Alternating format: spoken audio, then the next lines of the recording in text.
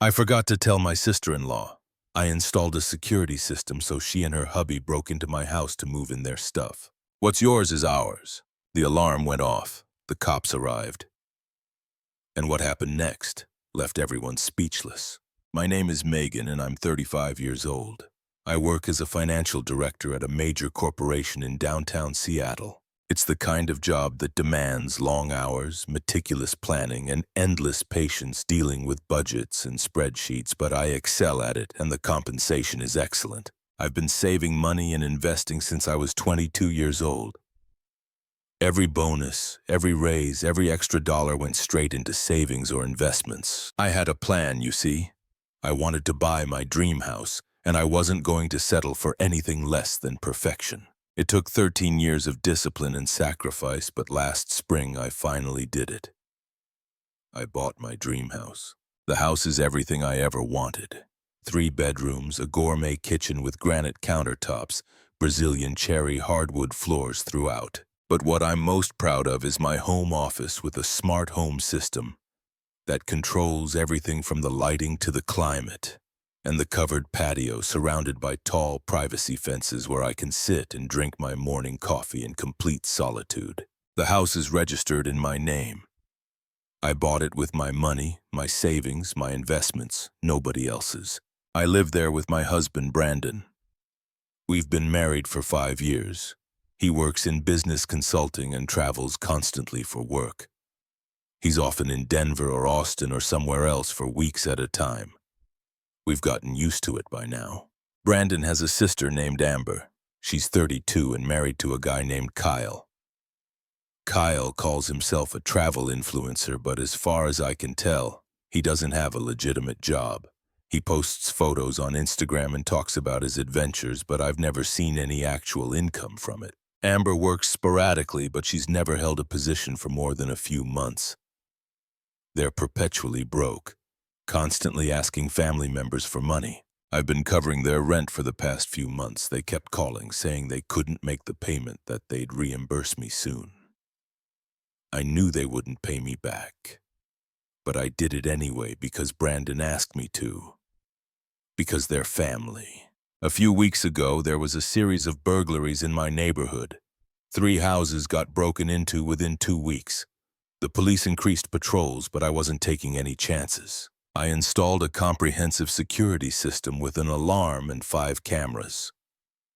1 at the front door, 1 at the back door, 1 in the living room, 1 covering the driveway, and 1 monitoring the street. The system was connected to my phone, and I could check the cameras anytime from anywhere. I gave spare keys to a few relatives in case of emergency. My parents have a set. Brandon's parents have a set. And Brandon obviously has his own keys. I meant to tell everyone about the new security system, but I forgot. Work got incredibly busy with quarterly reports, and it completely slipped my mind. Last Tuesday, I was at work sitting through a quarterly budget meeting.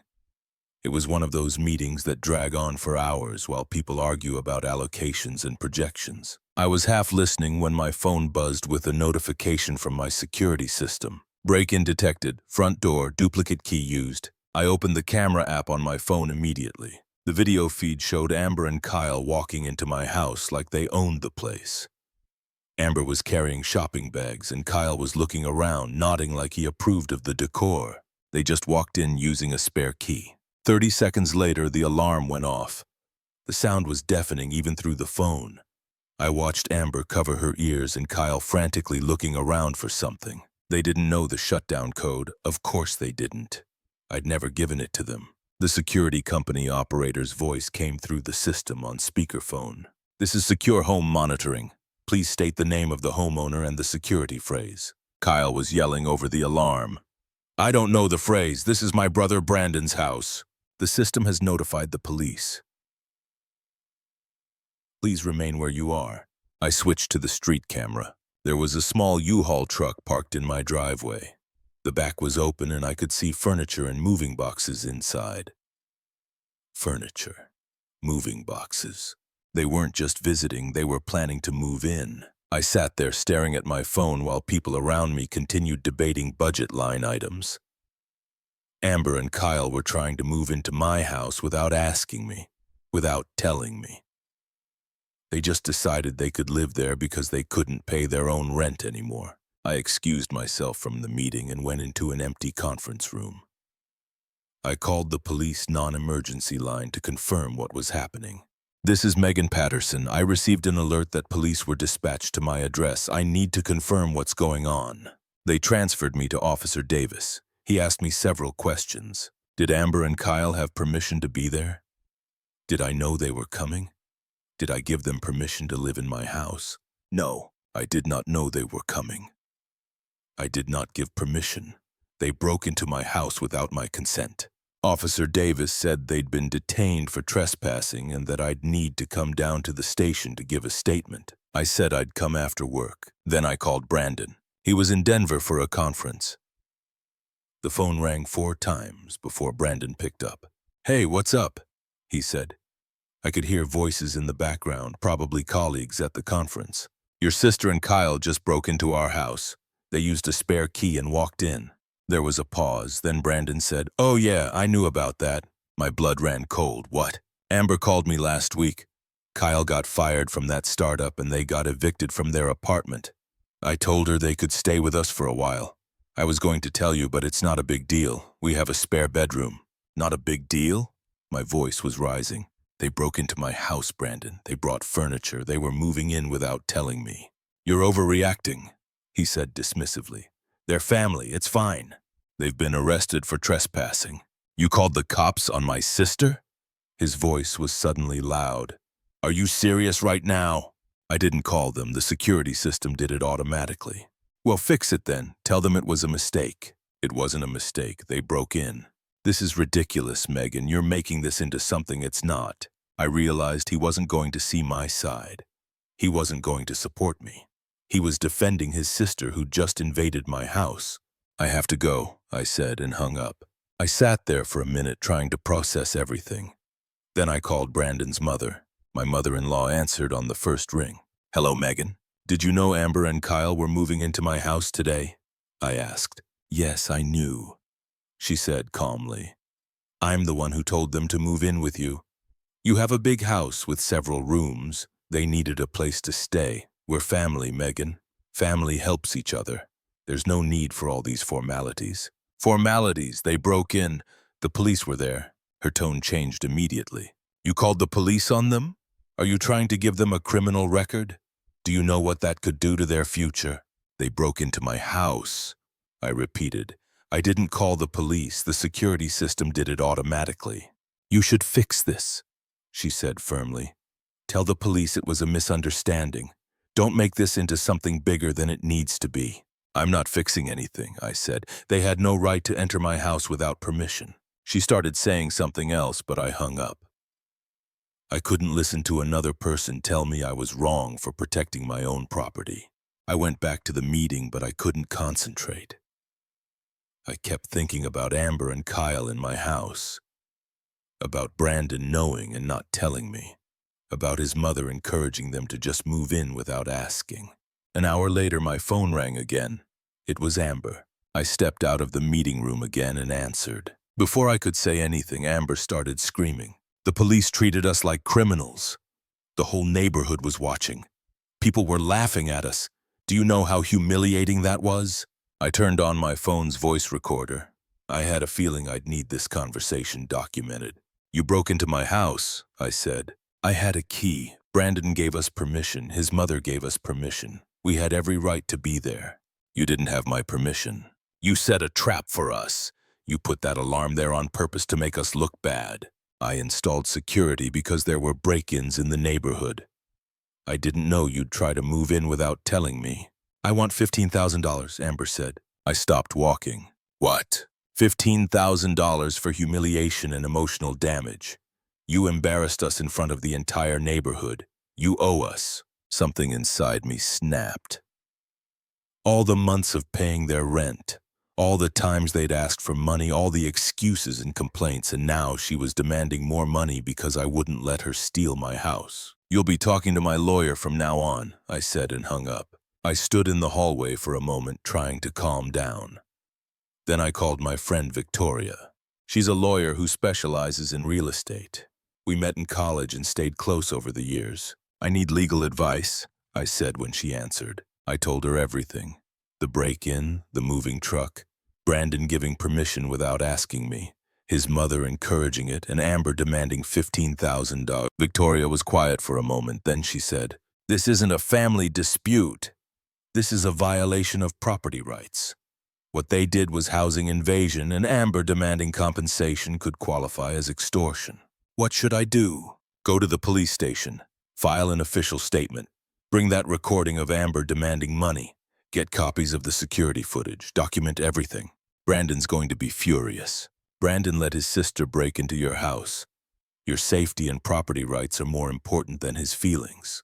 She was right. I knew she was right. I took the rest of the day off work and drove to the police station. Officer Davis was there, an older man with silver hair and a kind face. I told him I wanted to file a formal statement. I showed him the security footage on my phone. I played him the recording of Amber demanding $15,000. He listened to the whole thing, his expression growing more serious as Amber's voice screeched through the phone speaker. "You did the right thing coming here," he said. "We'll issue a restraining order to keep them away from your property. If they violate it, there will be consequences." "I'm worried about my safety," I said. "They have family members who might try to come to the house."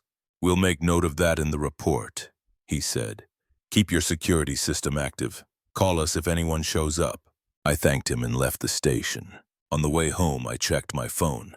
15 missed calls from Brandon, 10 text messages, all variations of the same thing. "Call me back. This is serious. You need to withdraw the police report. My sister can't have this on her record." Not one message asking if I was okay. Not one message concerned about me. Just demands to protect his sister.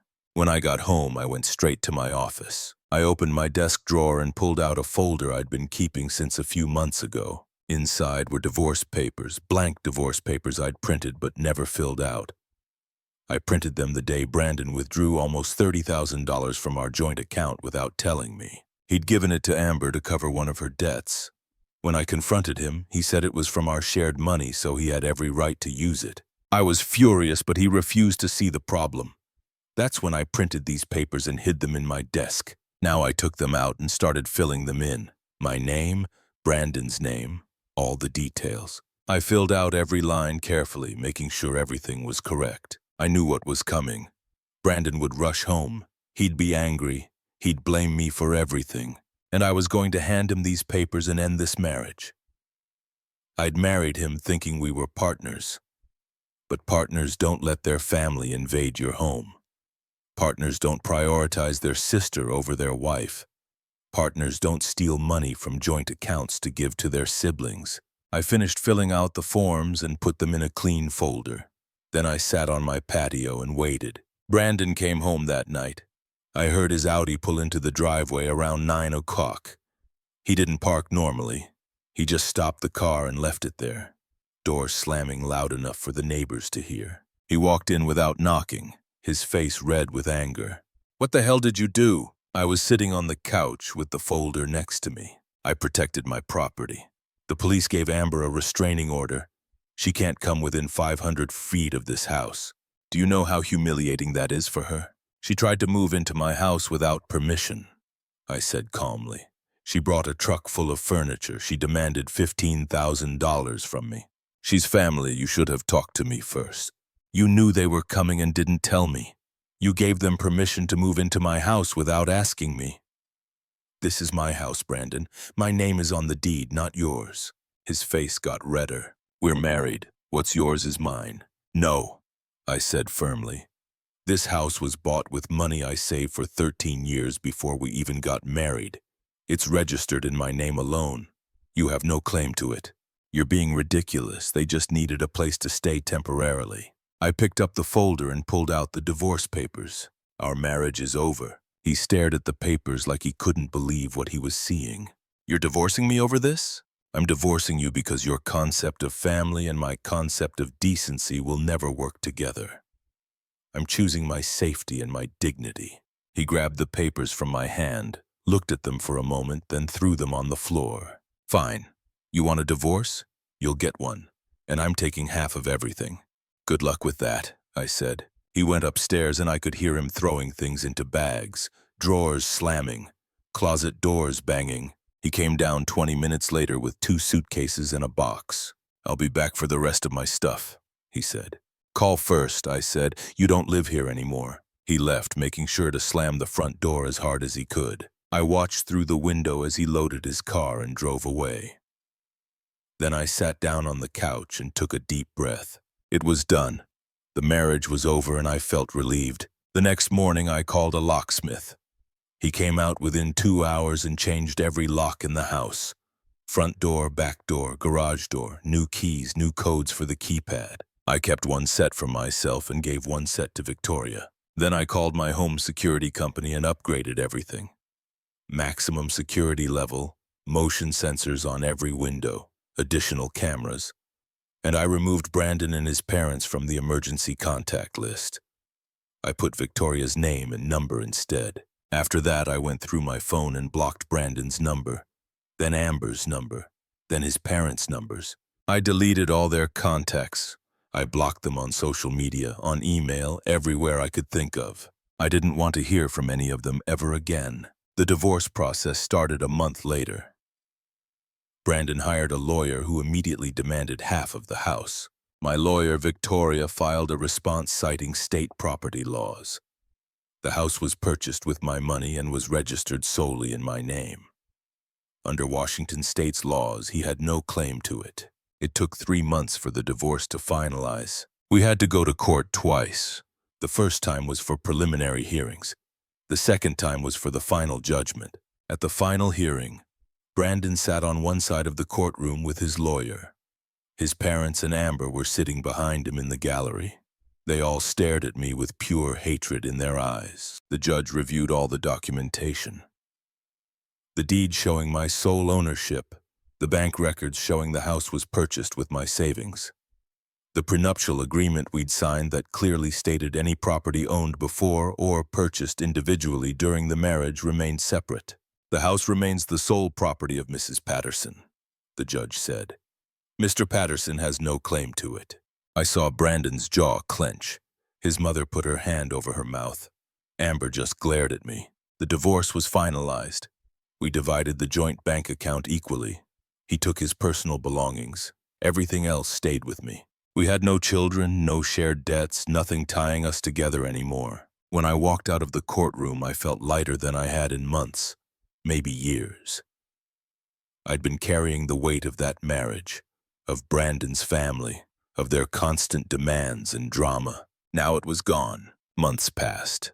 Life became surprisingly calm. I went to work, came home, had dinner on my patio, watched Netflix. Simple things, normal things. No drama, no demands, no one trying to take advantage of me. I heard through Brandon's cousin what happened to them after the divorce. Brandon had been working on some major project in London. But after the scandal with Amber and the divorce, his company recalled him. They said he couldn't manage his own family, so how could he manage important projects? They removed him from key assignments. Eventually, he quit. He moved back in with his parents, and then Amber and Kyle moved in too, after they lost their apartment. 5 adults living in a 2-bedroom house with 2 retired people. Kyle never found another job. He kept talking about big opportunities, sponsorship deals that were coming through, his travel blog taking off, but nothing ever happened. Amber couldn't hold down any job. She'd get hired somewhere, work for a few weeks, then quit because the hours were too long or the pay was too low or the work was beneath her. She loved buying designer handbags, going to expensive restaurants, acting like she had money when she didn't. All their expenses were slowly draining Brandon's parents' retirement savings. After the divorce, I decided to stay away from relationships for a while. I didn't trust men anymore. Or maybe I didn't trust my own judgment. Either way, I wasn't ready to date. But 6 months after the divorce, Victoria sat me down over coffee and told me I should consider therapy. "You've been through a lot," she said. "It might help to talk to someone professional about it." I didn't think I needed therapy. I felt fine, but Victoria kept pushing, so eventually I agreed to try it. The therapist's name was Dr. Williams. She was in her 50s, calm and patient. I told her everything about the marriage, about Amber and Kyle breaking in, about Brandon's betrayal, about the divorce. She listened to all of it without interrupting. Then she said, "You did everything right. You protected your home and your safety. You set boundaries. Those are healthy things to do." We talked for weeks about trust, about boundaries, about recognizing red flags in relationships. She helped me understand that not everyone was like Brandon, that I could find someone who respected me and my property and my decisions. After 6 months of therapy, I felt ready to try again. Not desperate to find someone, just open to the possibility. I met Andrew at a charity gala that my company sponsored. He was a cardiologist, 42 years old, divorced with no kids. We started talking at the bar about the terrible jazz band they'd hired and somehow ended up talking for 2 hours. He asked for my number. I gave it to him. We started dating slowly. Dinner once a week, then twice a week. He never pushed for more than I was comfortable with. He respected my space, my time, my decisions. After 3 months, I told him about Brandon and the break-in and the divorce. I watched his face carefully to see how he'd react. "That must have been terrifying," he said, "having someone break into your home like that. You don't think I overreacted?" "Overreacted. You did exactly what you should have done. Your home is your sanctuary. Nobody has the right to violate that." That's when I knew he was different.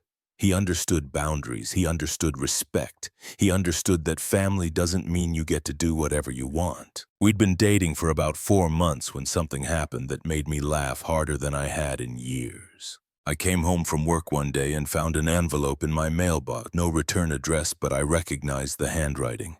It was from Brandon's mother. I opened it carefully, wondering what she could possibly want after all this time. Inside was a single sheet of paper with her handwriting covering both sides.